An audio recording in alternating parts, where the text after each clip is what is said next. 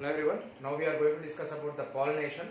As you know, the pollination is a phenomenon in which the transfer of pollen grains takes place from the one flower to other flower, or one plant to other plant, or else within the plant, within a flower, the transfer of pollen grains takes place. Why the transfer of pollen grains should take place? What is the importance of pollen grains here? Because pollen grains are the male gametes in a flower. The pollen grain is the male gamete. That's why the transfer of pollen grains should take place here. There is a pollination. First of all, we have to discuss about the types of pollination here. Types of pollination mainly consisting of three types here. Autogamy we had, and geitonogamy we had.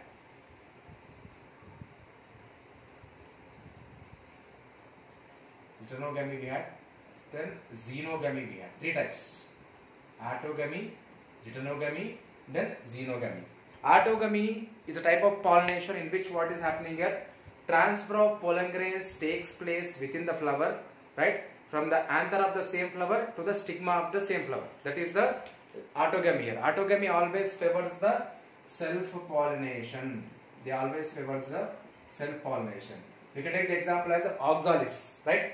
Here autogamy, in the autogamy actually, chasmogamous flowers we had and cleistogamous flowers we are getting. Two types of the flowers we are getting, particularly in the autogamy condition.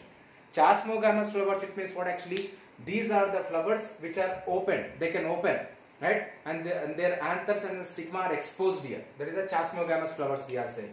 What is cleistogamous flowers? Cleistogamous flowers are the flowers. They are the flowers. They are unopened here. They are avoiding the cross pollination.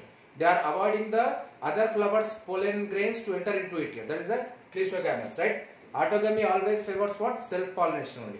Then what is the geitonogamy? Geitonogamy, it means what actually? It is a phenomena in which what is happening actually? Transfer of pollen grains takes place from the anther of one flower to stigma of another flower in a same plant. That is the geitonogamy we are saying. That means transfer of the pollen grains takes place within a plant, but between the two different flowers here, right? That is the geitonogamy here. Xenogamy, it means what? It is completely different now. Xenogamy, it means what? Transfer of pollen grains between the two different flowers of two different plants.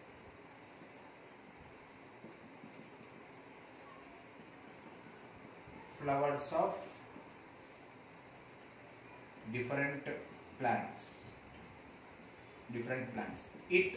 Xenogamy always helps in the cross pollination phenomenon compared to the autogamy and xenogamy, because two different plants are involving. We are transferring to the different flowers of the different plants there. Two different flowers, two different plants there. There is a more scope of combination of characters in the xenogamy. Hence, cross pollination is mostly favored in the xenogamy, and compared to the autogamy and then geitonogamy here. This is about the types of pollination here, right? Actually, pollen grains are transferring, we are saying, within the flowers, apart from the flowers, different plants, all these things. How they are transferring? What are the agents of pollination? Agents of pollination we have.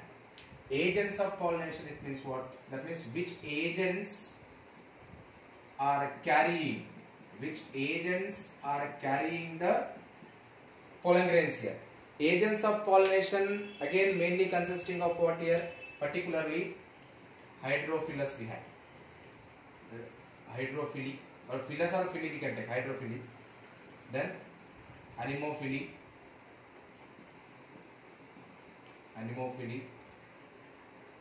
next zoophily, next entomophilus, phily or else phylus we can take. Entomophilus, ornithophilus,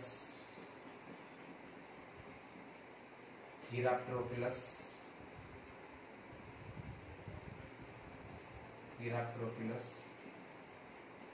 next Therophilus, next Ophiophilus.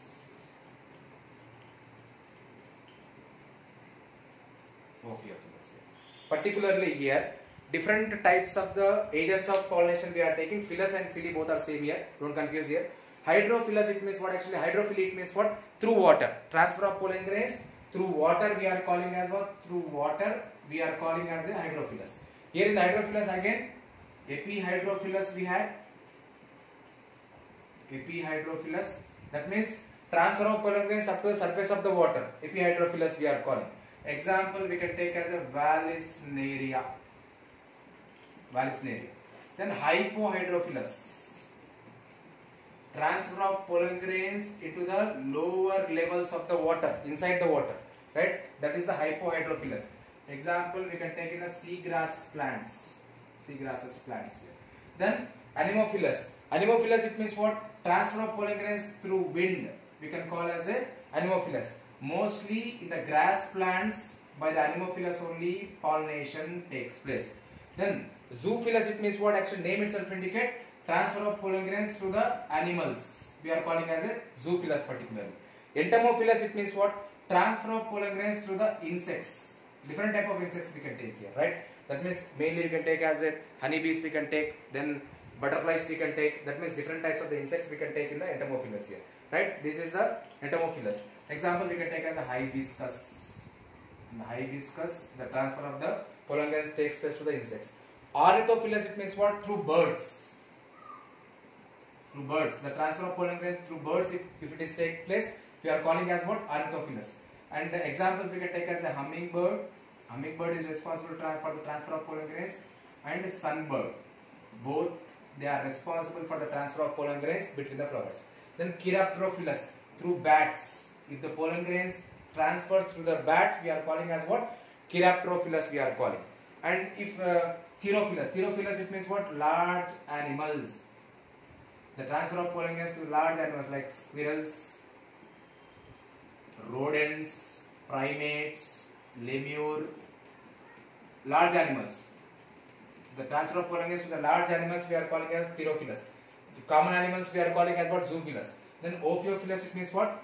Transfer of pollen grains to the reptiles. We are calling as what? Ophiophilus. These are the agents of the pollination, right? Here pollination we know, types of pollination we have, agents of the pollination we have. By these different ways, what is happening here? Pollen grains are transferred by the between the one flower to other flower here. That means this many methods. By these methods, what is happening here? Pollen grains are transferred from the one to other. This all things we are calling as what? Agents of the pollination we are calling here, because they are acting for the, they are carrying the pollen grains from the one flower to other flower, or one place to other place by different means here. By water we are saying, by wind we are saying, by all the things, by animals, by insects, right? By all these things, that's why they are called as what? Agents of pollination. This is about the pollination, types of pollination, agents of pollination.